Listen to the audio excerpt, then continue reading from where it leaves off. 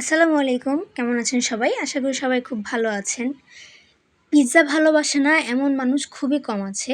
এখনকার সময়ে বেশিরভাগ মানুষই বলে আমি পিজ্জা লাভার।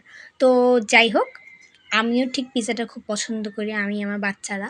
তো আজকে হুট করে মন চাইলো বাসায় যা আছে তা দিয়ে আমি একটু পিজ্জা তৈরি করে খাই। তো একটু চিকেন ছিল, সসেজগুলো ছিল আর চিজ যদিও ছিল না, তাই বাইরে থেকে এটা আনা হয়েছিল। তারপরে আমি প্রসেসিং শুরু করে দিয়েছিলাম। এই যে আমি চিকেনটা আজকে একটু সামান্য সিদ্ধ করে তারপরে হালকা একটু সটে করে নিয়েছি। তারপরে সসেজগুলো আমি দুইভাবে কেটেছি, একটা লম্বা করে একটা গোল গোল করে, দুইভাবেই ইউজ করব। ইচ্ছা ছিল চিকেন বলটা ইউজ করার, কিন্তু বলটা আপাতত হাতের কাছে ছিল না, তো এটা একটু স্কিপ করলাম। এখানে আমি পিৎজার ডোটা আগেই তৈরি করে রেখেছি। দেখেন কি সুন্দর ফুলে উঠেছে, কি সফট, মানে খুবই সুন্দর একটা ডো তৈরি করেছিলাম। তো ওদিকে কিন্তু আমি অলরেডি সব কিছু রেডি করে রেখেছি, সসেজ রেডি করে রেখেছি, তারপরে চিজ গ্রেট করে রেখে দিয়েছি। আশেপাশে হাতের কাছে আমার ক্যাপসিকাম ছিল না, যার কারণে আমি আনফর্চুনেট আর কি সেটা দিতে পারিনি। একটু দিলে আরও টেস্ট হতো। তো যাই হোক, যা আছে তাই দিয়েই খাবো। এখন এই যে আমি যতটুকু ডো করেছি তার মধ্যে আমি ছোট ছোট করে 4টা বল করে নিলাম। এখন আমি একটা একটা করে আর কি বেলে পিৎজার শেপ দিব। এটা আমি হাত দিয়েই করতে পারতাম, অনেকটাই সফট ছিল, কিন্তু তারপর আমি বেলে বেলে নিয়েছি হাত করে আলতো করে চেপে দিয়ে।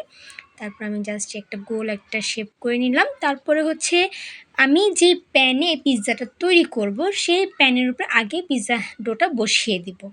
বসানোর পর তারপরে কাঁটা চামচ দিয়ে আমি ছোট ছোট ছোট ছোট ফুটো করে দিব।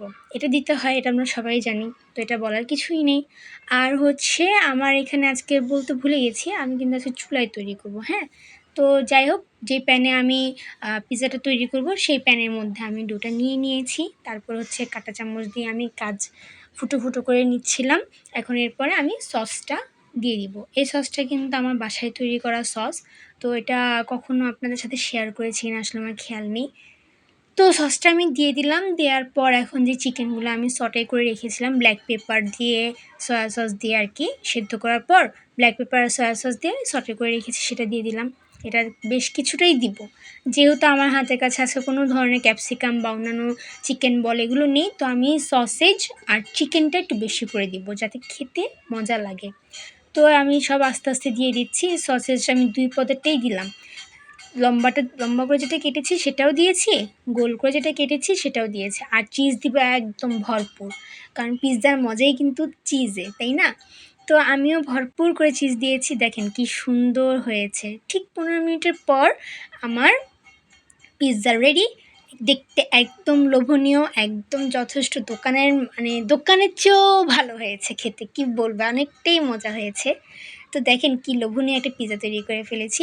ভিডিওটি ভালো লাগলে সবাই অবশ্যই লাইক, কমেন্ট এবং শেয়ার করবেন। আজকে এই পর্যন্ত, সবাই ভালো থাকবেন। আল্লাহ হাফেজ।